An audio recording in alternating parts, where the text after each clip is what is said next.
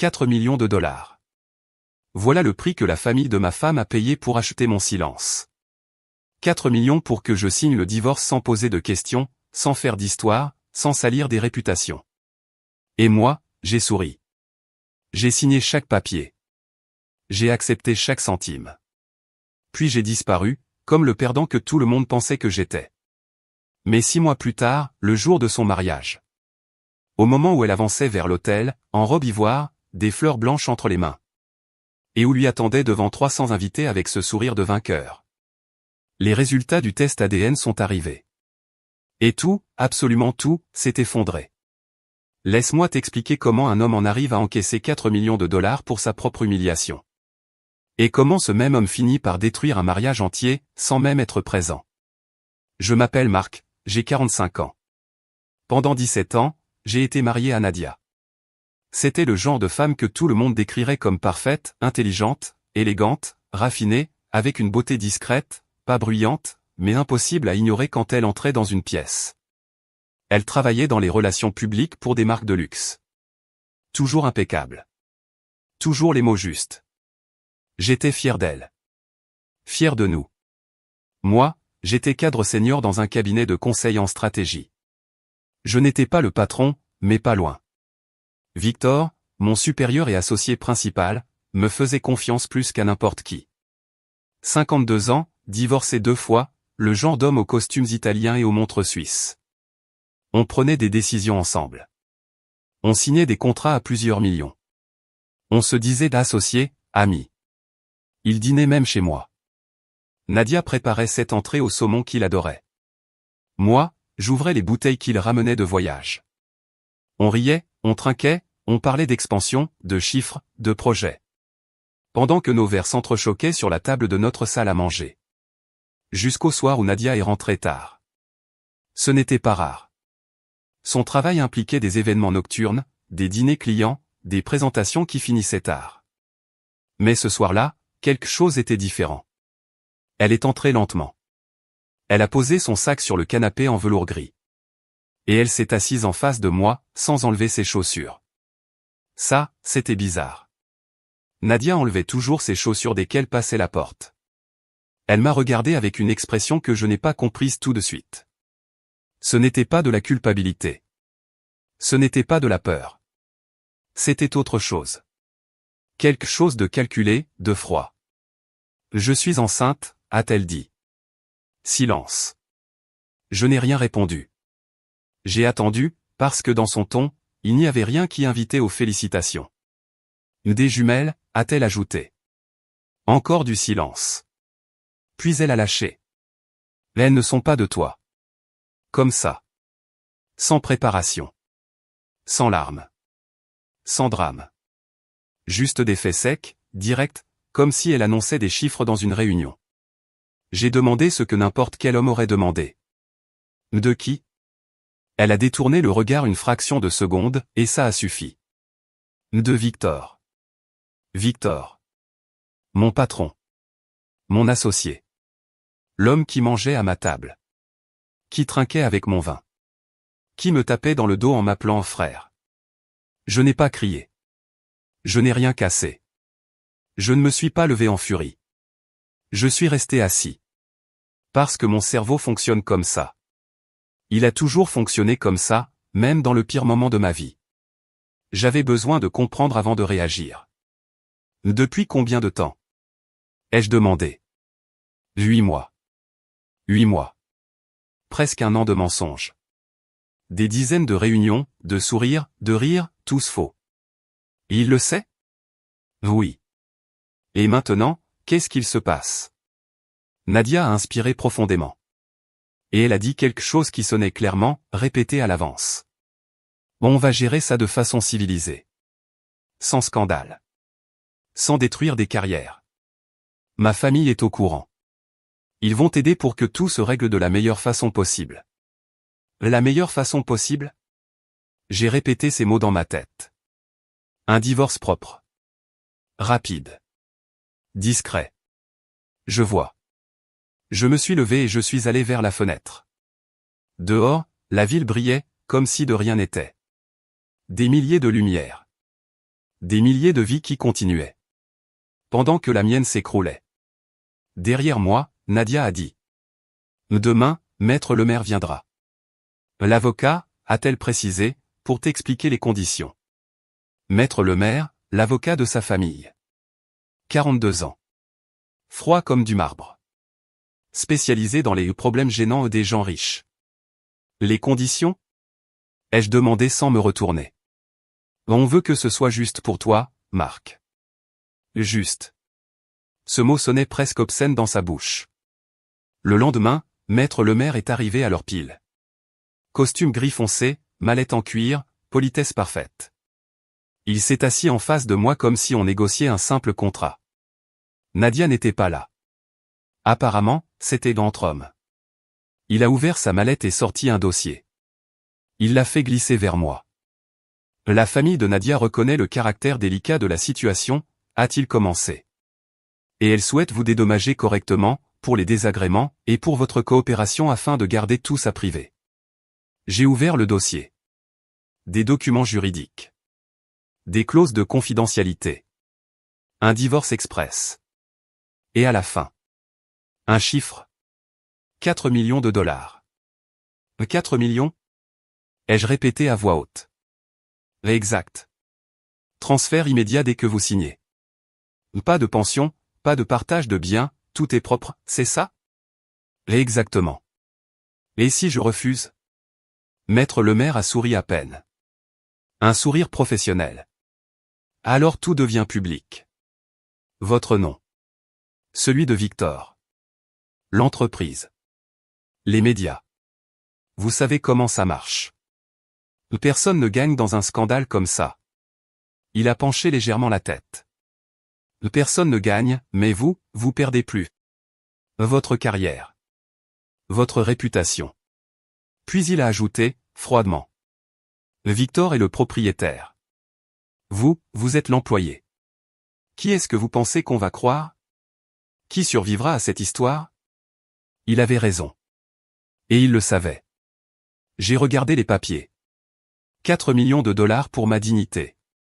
Pour mon mariage. Pour 17 ans transformés en simple virement bancaire. Quand est-ce que vous avez besoin de ma réponse? Ai-je demandé. Maintenant, si possible.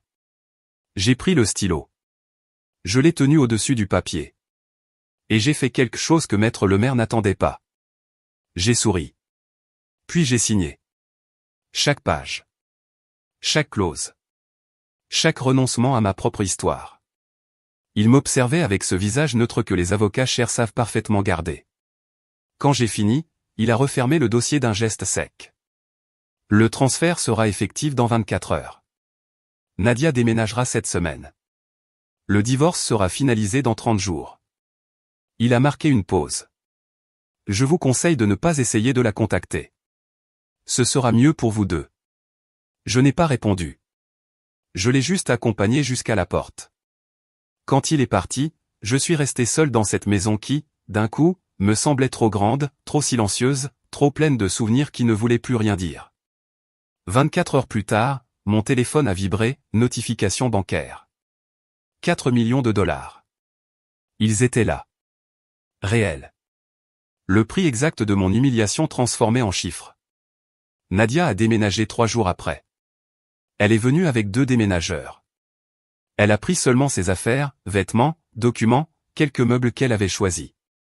Aucune discussion. Aucun au revoir. Juste un regard rapide quand elle est passée dans le couloir. Un regard qui ne demandait pas pardon. Qui n'offrait aucune explication. Juste, la fermeture d'un chapitre. La porte s'est refermée. Et officiellement, je suis devenu l'homme qui avait vendu sa dignité pour de l'argent. Du moins, c'est ce que tout le monde croyait. À l'entreprise, la nouvelle a fuité très vite. Ces choses-là fuient toujours. Personne ne m'a posé la question directement, mais les regards en disaient long. De la pitié. De la gêne. Certains évitaient même de me croiser dans les couloirs. Victor, bien sûr, ne s'est pas montré. Il a envoyé un mail corporate annonçant ma démission pour raisons personnelles, me remerciant pour mes années de service et me souhaitant du succès dans mes projets futurs. Des mots vides, sûrement écrits par son assistante. Je suis parti un vendredi après-midi. J'ai mis mes affaires dans un carton. Des diplômes. Quelques photos de projets réussis. Une plante que je n'arrosais jamais assez. Je suis sorti par la porte principale sans me retourner. Certains collègues m'ont salué maladroitement. D'autres ont détourné le regard. Voilà à quoi ressemble une défaite publique.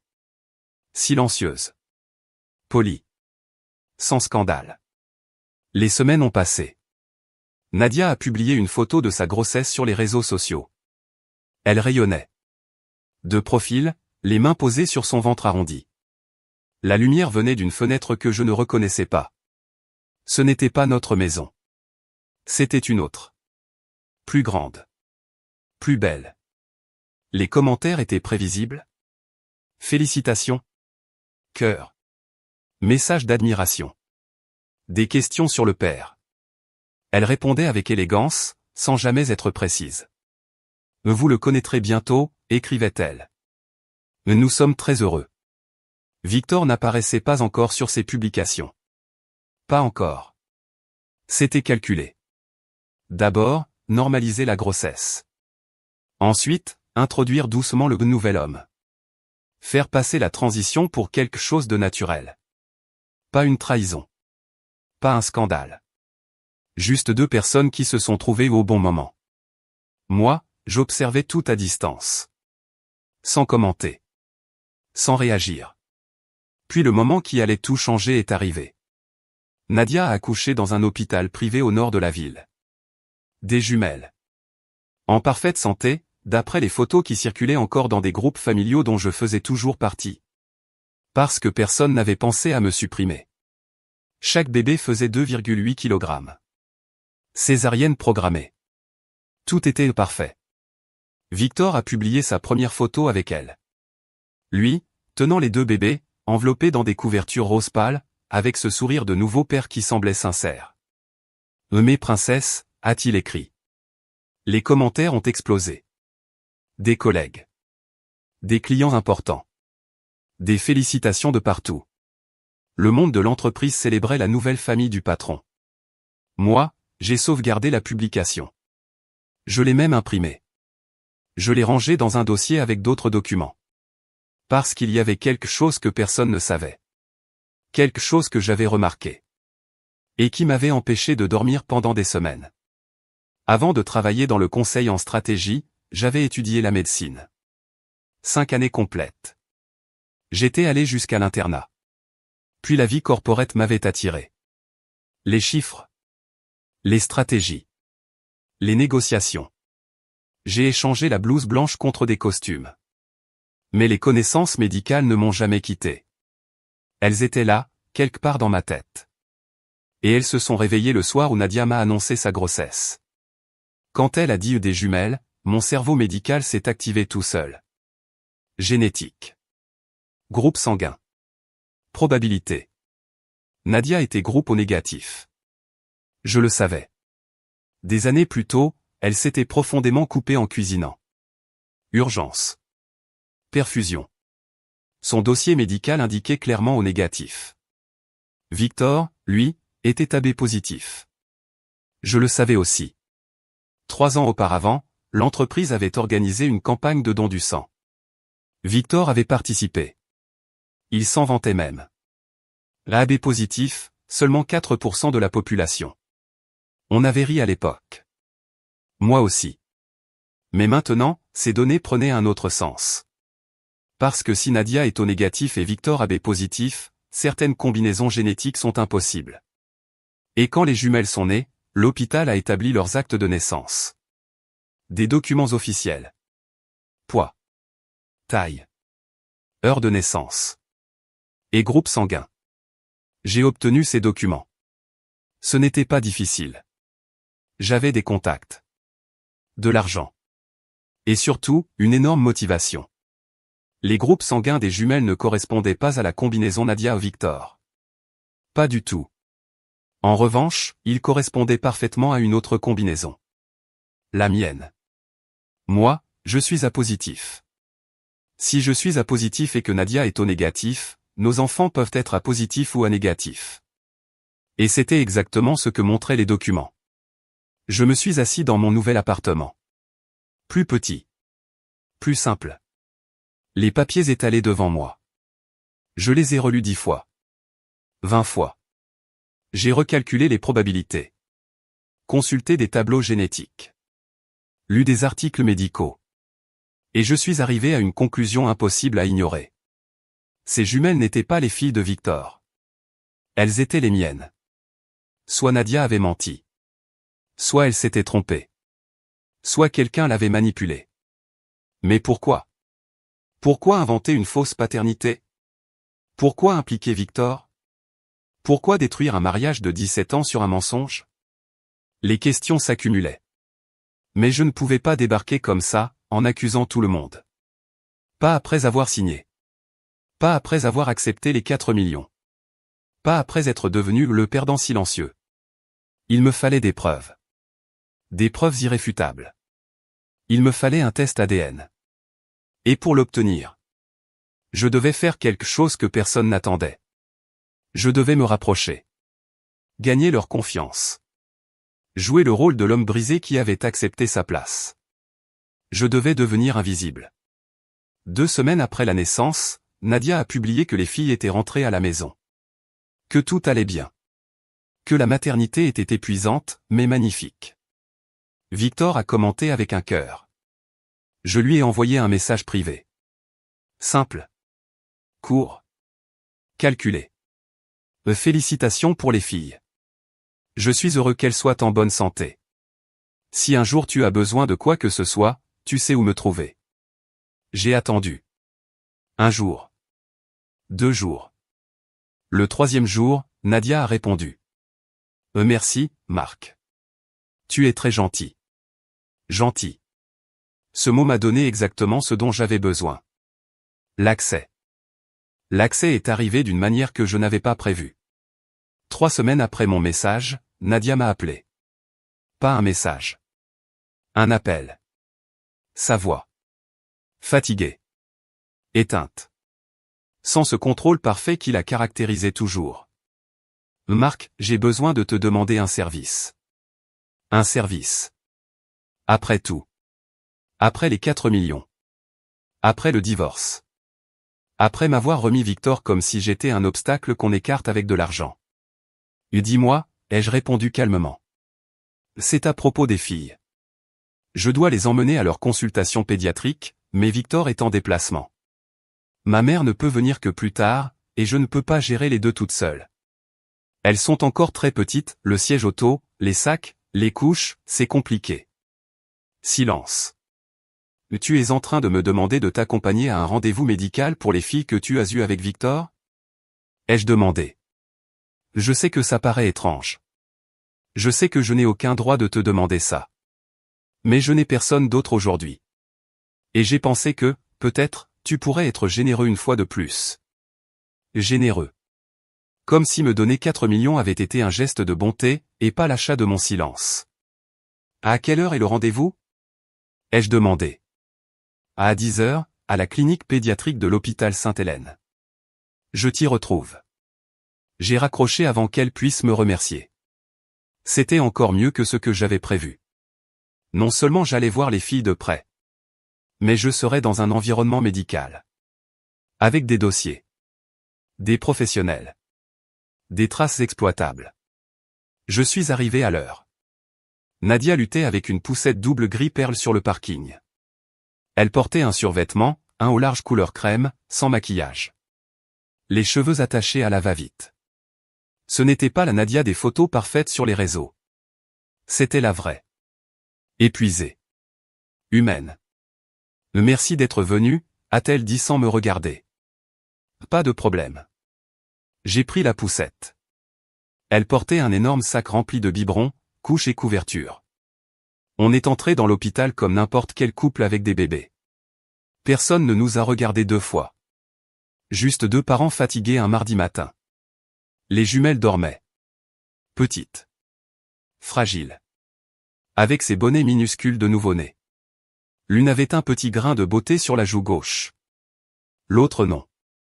Identiques, sauf pour ce détail. 3e étage. Pédiatrie. Salle d'attente colorée, jouets en plastique, mur pastel. On s'est assis. Comment s'appelle celle avec le grain de beauté? Ai-je demandé. Lina, a répondu Nadia. Et l'autre, c'est Eva. Lina et Eva. Des prénoms que je n'avais jamais entendus. Des prénoms choisis avec Victor. Pour des filles censées ne pas être les miennes. Elles sont magnifiques, ai-je dit. Nadia a hoché la tête sans sourire. Oui. Victor rentre bientôt? Demain. Il signe un contrat à Houston. Important, bien sûr. Victor était toujours en train de signer quelque chose d'important. Toujours absent quand on avait vraiment besoin de lui. On a appelé notre tour. La pédiatre avait une 50aine d'années. Lunettes rondes. Blouse blanche impeccable. Elle a examiné Lina d'abord. Poids. Taille. Réflexe. Tout allait bien. Puis Eva. Même chose. Des symptômes particuliers? A-t-elle demandé. Non, tout va bien, a répondu Nadia. Parfait. J'ai juste besoin de mettre à jour le dossier. Elle a levé les yeux. Les deux parents sont présents? Nadia a hésité une seconde. Non, il n'est pas le père, a-t-elle dit en me désignant sans me regarder. C'est un ami qui m'a aidé aujourd'hui.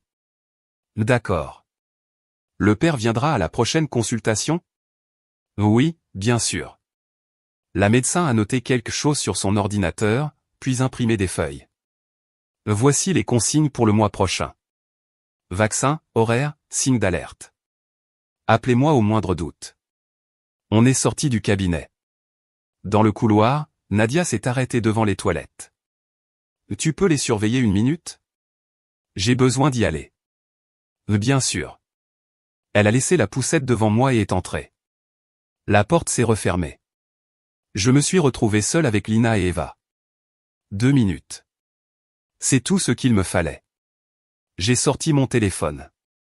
J'ai pris des photos des documents médicaux. Nom complet. Date de naissance. Groupe sanguin confirmé. Puis j'ai fait ce que je préparais depuis des jours. J'avais sur moi un kit de prélèvement ADN acheté en ligne. Discret. 2 écouvillons stériles, scellés. Je me suis accroupi près de la poussette. Lina avait la bouche légèrement ouverte. J'ai sorti le premier écouvillon. Je l'ai passé doucement à l'intérieur de sa joue. Moins de 3 secondes. Tube. Fermé. Eva a bougé, mais ne s'est pas réveillée. Même geste. Même rapidité. Écouvillon. Joue. Tube. Fermé. J'ai rangé le tout dans la poche intérieure de ma veste. Au même moment, Nadia est sortie. Tout va bien? A-t-elle demandé. Parfait. Elles n'ont même pas bougé. On est redescendu au parking. Je l'ai aidé à installer les filles dans sa voiture. Un gros SUV dernier modèle, gris-argent. Probablement payé par Victor aussi. Merci, Marc. Vraiment. Je sais que c'était gênant. Ne t'inquiète pas. Tu es une meilleure personne que je ne le mérite. Je n'ai rien répondu. J'ai fermé la portière. Elle est partie. Je suis resté là, au milieu du parking, avec 2 échantillons ADN dans ma poche. Et une certitude qui grandissait dans ma poitrine. Ces filles étaient les miennes. Et maintenant, j'allais en avoir la preuve. Je suis allé directement dans un laboratoire privé que j'avais repéré à l'avance. Pas un labo de quartier. Une clinique spécialisée en analyse génétique médico-légale. Discrète. Chère. J'ai rempli des formulaires. J'ai remis les écouvillons. Ils ont pris un échantillon de ma salive. Combien de temps? Ai-je demandé. 7 jours ouvrables. Nous pouvons vous envoyer les résultats par mail sécurisé ou vous les remettre en main propre. En main propre. Très bien. Vous recevrez une notification. J'ai payé $200 en liquide. Une somme ridicule comparée aux 4 millions. Je suis sorti avec une sensation étrange. Un mélange de soulagement et d'angoisse. Il ne restait plus qu'à attendre.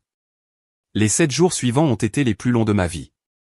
Chaque matin, je vérifiais mes mails. Rien. Chaque après-midi, le portail du laboratoire. Toujours rien.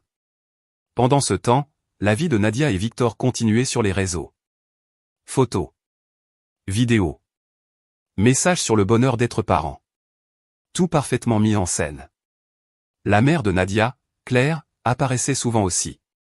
65 ans. Toujours élégante. Bijoux, parfum français, sourire maîtrisé. Grand-mère la plus fière du monde, écrivait-elle. Le père de Nadia, Paul, était plus discret. 68 ans. Homme d'affaires. Propriétaire d'une chaîne de concessions automobiles. Je savais qu'ils avaient tout organisé. Le divorce express. Les 4 millions.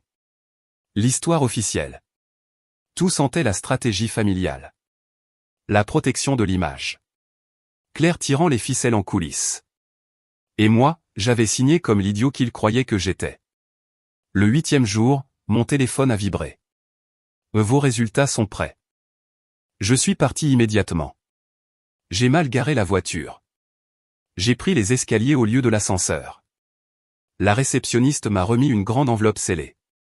Vous souhaitez les consulter ici ou les emporter? Ici. Elle m'a montré une petite salle privée. J'ai fermé la porte. J'ai ouvert l'enveloppe. 2 feuilles. Une pour Lina. Une pour Eva. Probabilité de paternité, 99,9%. Conclusion, paternité non exclue. Je les ai lus 3 fois. 4. 5. Mes mains tremblaient. Ces filles étaient les miennes. Lina et Eva étaient mes filles. Et Nadia m'avait menti. Je suis sorti du laboratoire avec les résultats dans la poche intérieure de ma veste, serré contre ma poitrine, comme s'ils pouvaient disparaître. Dehors, le monde continuait normalement. Des gens marchaient. Des voitures passaient. Le soleil brillait. Comme si ma vie ne venait pas de se briser en 2 directions opposées. J'avais 2 options. Exploser maintenant. Appeler Nadia. La confronter. Exiger mes filles immédiatement. Ou faire ce que je savais faire le mieux. Réfléchir. Planifier. Exécuter avec précision. J'ai choisi la 2e option. Parce que quelque chose n'allait pas. Si Nadia savait que les jumelles étaient les miennes. Pourquoi inventer qu'elles étaient celles de Victor? Sauf si. Elle ne le savait pas. Sauf si quelqu'un l'avait convaincue d'une chose fausse. Je suis resté assis dans ma voiture, moteur éteint. J'ai sorti mon téléphone. J'ai cherché un nom que je n'avais pas appelé depuis des mois. Thomas, mon meilleur ami depuis l'université. Médecin interniste. Il travaillait à l'hôpital Sainte-Hélène. Le même hôpital où les jumelles étaient nées. J'ai appelé Thomas. Il a répondu à la 3e sonnerie. Marc, frère, je pensais que tu m'avais rayé de ta vie. J'ai besoin de te voir aujourd'hui. C'est urgent. Ça va? Non. Mais ça ira mieux si tu m'aides. Un court silence. Où tu es? Près de l'hôpital. Le café en face. Dans 20 minutes. Je suis arrivé en premier. J'ai commandé un café, que je n'ai pas touché. Thomas est arrivé en blouse blanche, le stéthoscope encore autour du cou. 48 ans. Des cheveux grisonnants trop tôt. Le regard fatigué de quelqu'un qui enchaîne les gardes de nuit. Il s'est assis en face de moi sans dire bonjour. Tu as une sale tête. Toi aussi, ai-je répondu avec un sourire bref. Puis il est devenu sérieux. Dis-moi. Je lui ai tout raconté. Le divorce. Les 4 millions. La confession de Nadia. Victor. La naissance des jumelles. Les groupes sanguins. Le test ADN. Il a écouté sans m'interrompre. Quand j'ai fini, il s'est adossé à sa chaise et a sifflé doucement. Donc, on t'a payé 4 millions pour divorcer d'une femme enceinte, de tes propres filles. Exactement. Et elles pensent qu'elles sont de Victor. Oui. Tu crois que Victor le pense aussi? C'était la vraie question. Je ne sais pas. Mais j'ai besoin de le savoir. J'ai besoin de comprendre qui a monté tout ça, et pourquoi. Thomas a tapoté la table en réfléchissant. Les jumelles sont nées dans mon hôpital. Je peux consulter les dossiers.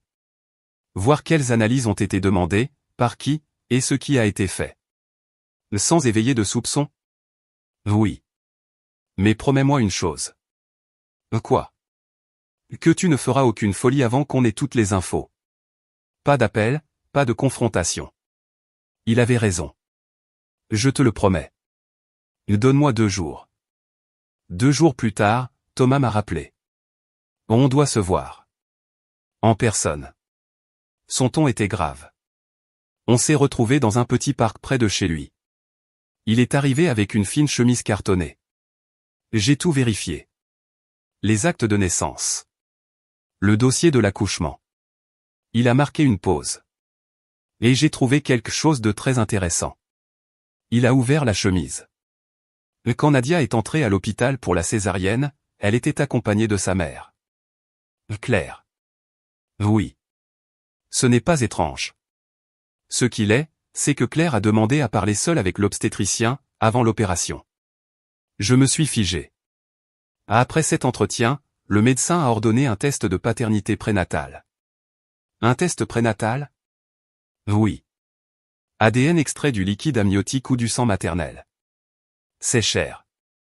Et totalement inutile, sauf si quelqu'un doute de la paternité. Et les résultats? Thomas m'a regardé droit dans les yeux. Ils n'apparaissent pas dans le dossier de l'hôpital. Comment c'est possible? Une seule explication. Les résultats ont été envoyés à un laboratoire privé externe, hors du système. Et quelqu'un a payé pour ça.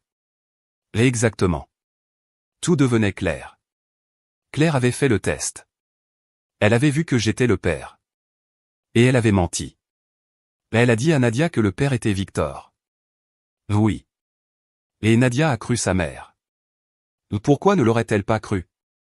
Claire avait ensuite tout orchestré. Le divorce. Les 4 millions. Le mariage avec Victor. Mais pourquoi? Ai-je demandé. Thomas a refermé la chemise. Victor est riche. Puissant. Un meilleur parti que toi aux yeux de Claire.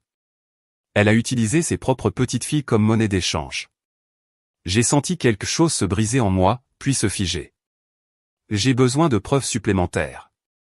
Ça va être difficile. Claire est intelligente. Elle n'a laissé aucune trace officielle. Alors je vais la forcer à se trahir elle-même. Thomas m'a regardé, inquiet. Qu'est-ce que tu comptes faire? Continuer à jouer le perdant. Les laisser organiser leur mariage. Les laisser se sentir en sécurité. Puis, le moment venu. Tout révéler. Quand? J'ai souri. Le jour du mariage. Thomas a secoué la tête. C'est brutal. Ils ont été brutaux les premiers. Moi, je serai juste. Les semaines suivantes, j'ai continué mon rôle à la perfection. Nadia m'écrivait parfois pour de petits services. Je disais toujours oui. Toujours calme. Toujours gentil. Victor ne m'a jamais contacté. Claire postait sans arrêt des photos avec les jumelles. La grand-mère parfaite. Je sauvegardais tout. Puis l'annonce est tombée. Date fixée. Jardin privé. 300 invités. La scène parfaite. J'ai engagé un détective privé. Je lui ai donné une mission simple. Tout sur Claire. Il m'a tout livré en 2 semaines. Photo. Paiement. Appel. Claire avait dîné seule avec Victor 2 semaines avant que Nadia m'annonce sa grossesse. Elle avait payé $150 000 à un laboratoire privé. Elle avait parlé 43 minutes au téléphone avec sa fille juste avant la confession. Tout était là. Le jour du mariage est arrivé. Temps parfait. Ciel bleu. Tout semblait idéal. Je me suis assis au fond. La musique a commencé. Nadia est arrivée, magnifique. Victor souriait. Claire pleurait au premier rang. Quand l'officiant a demandé s'il y avait une objection, Thomas s'est avancé. Il a remis l'enveloppe à Victor. Victor a lu. Son visage s'est vidé de toute couleur. Elles ne sont pas mes filles. Non, a dit Thomas. Elles sont celles de Marc. Je me suis levé. Je me suis avancé. Je n'ai rien détruit, Nadia. La vérité était juste enterrée. Claire a craqué. Elle a tout avoué. Victor est parti. Le mariage s'est effondré. Le silence est devenu chaos. Les invités filmaient. Les réseaux explosaient. Plus tard, Nadia m'a regardé, brisé. Mais elles sont vraiment les tiennes? Oui. Alors je t'ai détruit pour rien. Non. Tu as été manipulé. Les semaines suivantes ont été un tourbillon. Procès. Divorce de Claire et Paul. Interdiction d'approcher les jumelles. Moi, je me suis concentré sur l'essentiel. Mes filles. La première fois que je les ai prises dans mes bras en tant que père, j'ai su que tout en valait la peine. Aujourd'hui, Nadia et moi sommes coparents. Pas un couple, mais une équipe. Les jumelles grandissent entourées de vérité. Les 4 millions sont toujours là. Mais ils n'ont plus de poids. Ce qui compte, c'est ça. Être là. Être présent. Être leur père. Et si un jour elles me demandent ce que j'aurais fait à la place des autres, je leur dirai la vérité. Que j'ai choisi la vérité. Même quand elle faisait mal. Parce que parfois, la justice n'est pas rapide. Mais quand elle arrive entièrement.